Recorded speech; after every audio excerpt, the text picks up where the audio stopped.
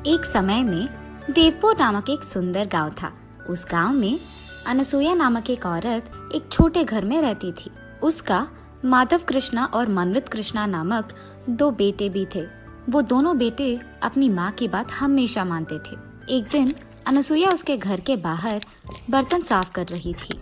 जोर की हवा आने के कारण उसके पड़ोसी घर से एक साड़ी उड़कर अनसुया के मुंह पे आती है। हाँ, ये क्या? कहाँ से आई है ये साड़ी, और वो भी मेरे मुंह पे? इसको ढूंढते हुए किसी के आने से पहले ही मुझे इसका रूपरेखा बदल देना होगा। ये फैसला करके वो तुरंत एक कैंची से वो साड़ी को काटने लगती है। इतने में उसकी पड़ोसी सुजाता उसकी साड़ी लेने वहाँ आती है और अनसुया को उसकी साड़ी काटते हुए देख, अनसुया, ये मेरी नई साड़ी है। कोई जानबूझकर तुम्हारे घर में इसे नहीं डाला है। ये हवा की वजह से आ गया है। कृपा करके इसे काटो मत, मुझे दे दो मेरी साड़ी। जब तक मैं तुम्हारी साड़ी को टुकड़े टुकड़े ना कर दूं, तुम्हें समझ में नहीं आएगा कि गलती से भी तुम्हारी साड़ी को मेरे घर में नहीं आना है, समझे? ये कह के वो उसके फैसले के अनुसार ही उस साड़ी को टुकड़ों में काट कर ही उसके पड़ोसी सुजाता को देती है। और क्योंकि सुजाता को अनसुया के बारे में पता है, वो कुछ ना कह पाती है और वहाँ से चुपचाप उन टुकड़ों को लेकर चले जाती है। ऐसे ही अनसुया उसके बुरे बर्ताव से उस गांव में सारे लोगों को हर दिन परेशान करती थी। एक दिन एक औरत उसके बेटे का विवाह का निमंत्रण देने के लिए अनसुया के घर आती है। उस निमंत्रण को देख अनसुया भी सोच में पड़ जाती है और ये फैसला करती है कि उसके बेटे का भी वो शादी करवाएगी। लेकिन मेरे बारे में जानते हुए भी कोई इस गांव में मुझे मेरे बेटे के लिए एक बहू नहीं देगा, इसीलिए मैं पड़ोसी गांव में जाकर मेरे बेटे के लिए एक अच्छी पत्नी ढूंढ कर लाऊंगी। ये फैसला करके वो अगले दिन पड़ोसी गांव में जाकर एक बड़े घर की बेटी स्वप्ना को उसके बड़े बेटे से विवाह निश्चय करती है और ऐसे उन दोनों का शादी करवाती है। स्वप्ना नई नवेली दुल्हन होने के कारण शुरू में अनसुया उसे कोई काम नहीं कहती है और उसे प्यार से देखती है। ऐसे कुछ दिन बीत जाते हैं। फिर एक दिन स्वप्ना पोछा कर रही थी घर में और अनसुया ये देखे बिना घर में चलती रहती है। उसे ऐसे चलते हुए देख, सासू माँ जरा देख के चलिएगा, मैं पोछा कर रही हूँ तो फर्श अभी गीला है, कहीं आप गिर ना जाए, देख के चलिएगा। ये मेरी बहू की इतनी हिम्मत कि मुझे बता रही है क्या करूँ क्या नहीं। अब तो मैं इसे सबक सिखाऊंगी। मैं वही चलूंगी जहाँ ये पोछा कर रही है, ताकि सारा दिन मैं इसे काम ही करवाऊं। ये फैसला करके अनसुया वही चलती रहती है जहाँ स्वप्ना पोछा मारने की कोशिश करती है। बार बार ऐसे करने के कारण स्वप्ना पोछा करना बंद करके अनसुया को बस देखती रहती है। क्या हुआ बहू, घर साफ करना छोड़कर तुम मुझे क्या घूर रही हो? चलो करो काम। ये कहकर वो अपने बहू के सिर पे एक जोर का धप्पा देती है, जिसके कारण उसकी बहू बकेट को टकराकर नीचे गिर जाती है। हा हा हा, तुमने तो कहा कि मैं फिसल के गिर जाऊंगी, मगर अब तुम ही गिर गई। ऐसे ही पड़ी रहोगी कि काम भी करोगी? चलो लग जाओ काम पर।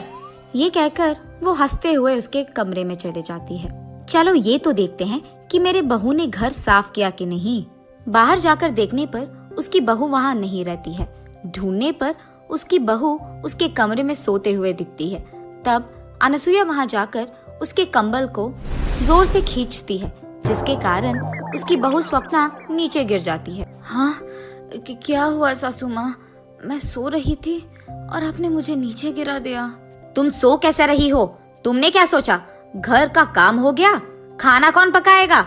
जाकर खाना बनाओ। उसके ऐसे जोर से चिल्लाने के कारण स्वप्ना उठकर खाना बनाने में लग जाती है। ऐसे ही अनसुया हर रोज उसकी बहू स्वप्ना को कोई न कोई कारण लेकर उसे दुख पहुंचाती ही रहती थी और भला बुरा कहती थी। और दूसरी तरफ स्वप्ना उसकी सासू माँ को कुछ न कह पाने के कारण चुप ही रहती थी। ऐसे कुछ दिन बीत जाते हैं। एक दिन अनसुया उसके घर में टीवी देख रही थी और अचानक उसका छोटा बेटा शादी करके बहू को उसके साथ घर ले आता है। ये देख अनसुया चौंक जाती है। मनवित, मुझे तुमने एक भी बात बताए बिना शादी कर लिया? तुम क्या समझ रहे थे?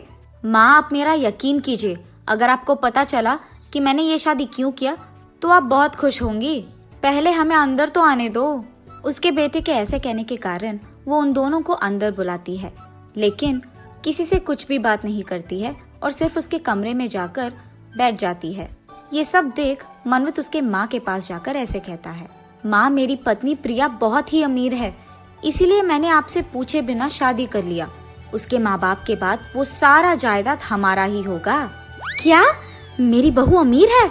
अरे बेटा, तुमने ये बात पहले क्यों नहीं कहा? मैं सोच रही थी कि तुमने किसी ऐरे गैरे से शादी कर लिया। जैसे ही अनसुईया को पता चलता है कि उसकी छोटी बहू अमीर है, वो सारे काम उसके बड़ी बहू से करवाते हुए उसकी छोटी बहू की बहुत अच्छी देखभाल करती है। एक दिन जब उसकी बड़ी बहू काम कर रही थी, अनसुईया उसके पास जाकर ऐसे कहती है, ए स्वप्ना, कितनी देर पकाओगी खाना ऐसे? मेरी छोटी बहू भूखी होगी शायद, मुझे जल्दी जाकर उसे खाना देना होगा, जल्दी करो। ऐसे कहती ही रहती है कि वहाँ से गुजरते हुए प्रिया को ये सारी बातें सुनाई देती है। फिर प्रिया उसके मन में ऐसे सोचती है, हाँ, तो इसीलिए मेरी सासू माँ मेरी इतनी अच्छी ख्याल रखती है, क्योंकि मैं अमीर हूँ, वरना मुझे भी उसकी बड़ी बहू की तरह सारे काम करवाते हुए दुख पहुँचाती थी। ये सोचकर वो उसके कमरे में चले जाती है। जब सासू माँ प्रिया के कमरे में जाकर उसे खाना देती है, तब प्रिया खाना खाते हुए ऐसे कहती है, सासू माँ, ये सारे व्यंजन ना बहुत ही स्वादिष्ट है। हाँ बेटी, ये सारे व्यंजन ना मैं ही करती हूँ हर रोज। इस घर में सालों से खाना मैं ही पका रही हूँ। मेरे दोनों बेटों को भी मेरे हाथ का खाना ही बहुत पसंद है। तुम्हें जब भी कुछ चाहिए ना, बस मुझे एक आवाज दो, मैं तुम्हारे लिए वो बना दूंगी। हाँ, मेरी सासू माँ को पता नहीं है कि मुझे पता है कि वो झूठ कह रही है। मैंने तो उनका असली स्वरूप देख लिया। अब देखो मैं उन्हें कैसे दौड़ाऊंगी। ऐसा कुछ करूंगी कि इनको आराम करने का 1 मिनट का वक्त भी ना मिले। ये फैसला करके वो अगले दिन उसकी सास के पास जाकर ऐसे कहती है, सासू माँ, आज मुझे गरम गरम वड़ा खाने का मन कर रहा है, आप मेरे लिए बनाएंगे? मैं भी आपके पास खड़े होके सीखूंगी कि कैसे बनाते हैं। अरे रे, अब तो मैं अपने बड़े बहू से भी ये बनवा नहीं पाऊंगी, क्योंकि ये लड़की तो मेरे बगल में खड़े रहना चाहती है जब मैं वड़ा बनाऊंगी। अब तो मुझे खुद से ही करना होगा। और ऐसे वो खुद प्रिया के लिए वड़ा बनाने लगती है। सासू माँ, सिर्फ वड़ा नहीं, उसके साथ खाने के लिए एक मांस का भी व्यंजन बनाइए ना। ऐसे प्रिया तब से हर दिन कोई ना कोई काम उसके सासू माँ से करवाती रहती है।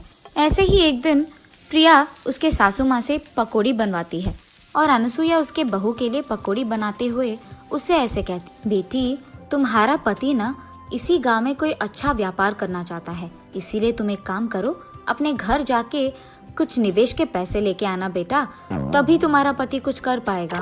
सासू माँ, आपको अभी भी शर्म नहीं आया? मैं जानबूझकर आपसे ये सब काम करवा रही हूँ और फिर भी आप मुझसे कह रहे हो कि मैं पैसे लाऊं? आपको क्या लगा कि मैं आपके बड़ी बहू की तरह आप जो भी कहे मान लूंगी? नहीं होगा। क्या तुम ये सब जानबूझकर कर रही थी? अब देखो तुम्हारा मैं क्या हाल करूंगी। मैं तुम्हारे मायके से पैसे हासिल करके ही रहूंगी। ये फैसला करके वो रोते हुए उसके छोटे बेटे के पास जाकर जो भी हुआ बोलती है, माँ, आप फिक्र मत कीजिए, आप जैसे सोच रही हैं वैसे ही होगा। मेरी पत्नी आपकी सारी बात मानेगी और मैं कैसे पैसे ला कर ही रहेगी। ये कहकर वो उसके पत्नी के पास जाकर ऐसे कहता है, प्रिया, अब से तुम माँ के कहे सारे काम करोगी और उनके खिलाफ बात नहीं करोगी और अपने मैके जाकर पैसे भी ला कर दोगी, वरना मेरी माँ तुम्हें इस घर से बाहर भेज देगी। उसके पति के ऐसे कहने के कारण वो उस दिन से उसके घर में सारे काम करती है। ऐसे कुछ दिन बीत जाते हैं। फिर अचानक एक दिन सरकार घोषित करता है कि कोरोना वायरस नामक एक भयंकर वायरस देश में फैल रही है और लोगों को एक दूसरे से 2 गज की दूरी निभाना पड़ेगा। और इसी फैलने को रोकने के लिए सरकार लॉकडाउन का आदेश देती है। उस लॉकडाउन के कारण लोगों को बाहर जाने की इजाजत नहीं थी, इसी कारण सभी लोग घर पे ही रहते थे। लेकिन प्रिया उसके घर में सारे काम खत्म करके उसके पड़ोसी के घर जाकर हर रोज उनसे बात करती थी। एक दिन ये सब देखकर उसकी सास प्रिया से ऐसे कहती है, प्रिया, सरकार ने हमारी सुरक्षा के लिए लॉकडाउन का आदेश दिया है और तुम यहाँ बेपरवाह पड़ोसी के घर जाकर बात कर रही हो। अगर तुम्हें कोरोना आया या तुम्हारे कारण हमें कोरोना आया तो हमारा क्या होगा? इसलिए आज से तुम बाहर नहीं जाओगी। आपको शायद डर है कि आपको कोरोना आएगा, लेकिन मुझे ऐसा कोई डर नहीं है। मैं अपनी मन की मालिक हूँ, मुझे जो करना है मैं वही करूँगी। ये कहकर वो हर रोज उसके पड़ोसी से मिलने जाती ही रहती थी। उसके पड़ोसी के घर में किसी को कोरोना आने के कारण वो प्रिया को भी फैलता है, और क्योंकि प्रिया को ये नहीं पता था, उसे बुखार और सर्दी आने के कारण वो डॉक्टर के पास जाकर उसका जांच करवाती है। फिर डॉक्टर उससे कहता है कि उसे कोरोना वायरस आया है और इसे घर पे रहकर अच्छी खाना खाकर दवाइयाँ लेकर उसका ख्याल रखना होगा। प्रिया डर के कारण भला बुरा सोचने लगती है। ये सब मेरी सास के वजह से हुई है। अगर वो नहीं कहती कि मुझे कोरोना आएगा तो शायद ये नहीं होता। अब क्योंकि उसके कारण मुझे आया है, मैं ये देखूंगी कि मेरे कारण उसे भी आएगा। कम से कम तब वो चुप रहेगी और मुझे ये सब काम कहना छोड़ देगी। ये फैसला करके वो उसके घर वापस जाकर उसके ही हाथों से कॉफी बनाकर उसके सास को देती है, और इसी कारण अनुसुईया को भी कुछ ही दिनों में कोरोना वायरस आ जाता है। हा हा हा, सासू माँ, मुझे पता था कि आपको कोरोना आएगा। आप इतने बार कह रहे थे कि मुझे कोरोना आ जाएगा कि मेरे को आ गया, इसलिए मैंने अपने हाथों से कॉफी बनाकर आपको दिया ताकि आपको भी कोरोना आए। अब मुझे बहुत खुशी है।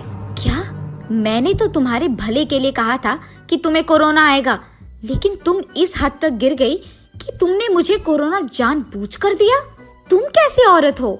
उसके सास के ऐसे कहने के बावजूद वो उसके मायके चले जाती है, लेकिन जब उसके माँ बाप को पता चलता है कि प्रिया को कोरोना आया है तो वो उसे अंदर आने नहीं देते हैं, जिसके कारण उसे वापस उसके ससुराल ही जाना पड़ा। यहाँ स्वप्ना उसके सासू माँ को और प्रिया को कोरोना आने के कारण उनकी सेवा करते हुए, उनके लिए खाना बनाते हुए, उनको दवाइयाँ देते हुए उनकी बहुत अच्छी ख्याल रखती है। कुछ दिन बाद अनुसुईया और प्रिया को कोरोना कम हो जाता है और ऐसे कुछ दिन बीत जाते हैं। फिर एक दिन अचानक टीवी में ऐसी खबर आता है कि कोरोना का दूसरा वेव शुरू हुआ है। ये देख अनुसुईया तुरंत सोचती है कि उसे ये बात उसके दोनों बहू से कहना है। बेटा स्वप्ना, प्रिया, मैंने अभी अभी टीवी में देखा है कि कोरोना का दूसरा वेव आ गया है और इस बार वो दुगना भयंकर है और लोगों की मरने का संख्या भी बहुत बहुत बढ़ गया है। हमें चौकन्ना रहना होगा। मेरे बर्ताव के लिए मैं माफी मांगती हूँ। मैं अब ये सिर्फ तुम्हारे भले के लिए कह रही हूँ। कम से कम इस बार तो मेरी बात मान लो। अरे सासू माँ, आप तो बड़े हैं। आपने अगर हमें कुछ एक दो बात कह भी दिया तो कोई नहीं, हम समझ सकते हैं। आप हमारे भले के लिए तो कह रहे हैं। फिक्र मत कीजिएगा, हम इस बार ख्याल रखेंगे। हाँ बेटी स्वप्ना, मुझे पता है कि मैंने तुम्हें बहुत दुख दिया है, लेकिन फिर भी जब वक्त आया तो तुमने ही मेरा ख्याल रखा है बेटा। तुमने तुम्हारे मन में मेरे खिलाफ कुछ भी नहीं रखा और मेरा इतना अच्छा देखभाल तुमने ही किया। मुझे मेरे बर्ताव के लिए माफ कर दो बेटी। आइंदा मैं ऐसे कुछ नहीं करूंगी। सासू माँ, अब मुझे भी माफ कीजिए ना। मैंने अमीर होने के नाते बहुत गर्व से और अहंकार से आपसे बात किया है और ये अच्छा नहीं है। मुझे मेरी गलती का एहसास हो गया है और इस बार मैं ऐसे नहीं पेश आऊंगी। हम सब एक ही बात पे रहेंगे। अगर मैं आपकी बात सुनती तो मुझे कोरोना नहीं आता और ना ही मैं आपको कोरोना देती। अब मैं अपना सबक सीख गई, आइंदा ऐसे कभी नहीं करूंगी। ऐसे वो तीनों उनके बीच के फासलों को मिटाते हैं और हमेशा के लिए खुश रहते हैं। कुछ दिन के बाद कोरोना वायरस पूरा चले जाता है और सभी लोग खुशी से रहते हैं।